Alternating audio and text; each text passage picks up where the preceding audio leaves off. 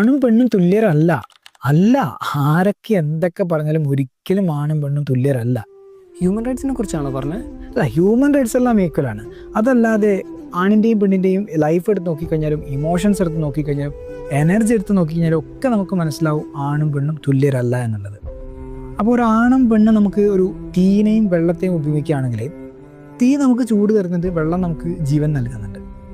പക്ഷെ രണ്ടുപേരും അവരുടേതായ രീതിയിൽ ശക്തരാണ്. അപ്പോൾ രണ്ടും നമുക്ക് ആവശ്യമുള്ള കാര്യമാണ്, രണ്ടും ഭയങ്കര പവർഫുള്ളാണ്. ഇപ്പോൾ ഒരാണ് പലപ്പോഴും സൈലൻ്റ് ആയിട്ടിരിക്കുന്നത് അത് അവൻ്റെ ഈഗോ, അതായത് അഹങ്കാരമല്ല, മറിച്ച് അവൻ്റെ വേദനകളിൽ നിന്നും അവൻ പ്രോസസ്സ് ചെയ്തുകൊണ്ടിരിക്കുകയാണ്. അതുപോലെ ഒരു പെൺകുട്ടി കൂടുതലായിട്ട് സംസാരിച്ചുകൊണ്ടിരിക്കുന്നുണ്ടെങ്കിൽ അതൊരിക്കലും അവളുടെ ഡ്രാമയല്ല, മറിച്ച് അവളുടെ വേദനകളെ പരിഹരിച്ചുകൊണ്ടിരിക്കുക, ഹീൽ ചെയ്തുകൊണ്ടിരിക്കുകയാണ്. സമൂഹം നിങ്ങൾ തുല്യരാകൂ എന്ന് പറഞ്ഞുകൊണ്ടിരിക്കുന്നുണ്ടെങ്കിലും പ്രകൃതി നമ്മളെ സൃഷ്ടിച്ചിട്ടുള്ളത് ഒരിക്കലും തുല്യരായിട്ടല്ല, മറിച്ച് അനുയോജ്യരായിട്ടാണ് സൃഷ്ടിച്ചിട്ടുള്ളത്. തുല്യരെന്ന് പറഞ്ഞാൽ ഒരേപോലെ നല്ല ഒരിക്കലും അർത്ഥം. സൂര്യനും ചന്ദ്രനും ഒരിക്കലും തുല്യരല്ല, പക്ഷെ സൂര്യനും ചന്ദ്രനും നമ്മുടെ ജീവിതത്തിന് അനിവാര്യമായിട്ടുള്ള കാര്യമല്ലേ. ആണും പെണ്ണും തുല്യരായിരുന്നെങ്കിൽ ഇവിടെ സ്നേഹം മരിക്കുമായിരുന്നു. കാരണം സ്നേഹം ജീവിക്കുന്നത് വ്യത്യാസങ്ങളിലാണ്.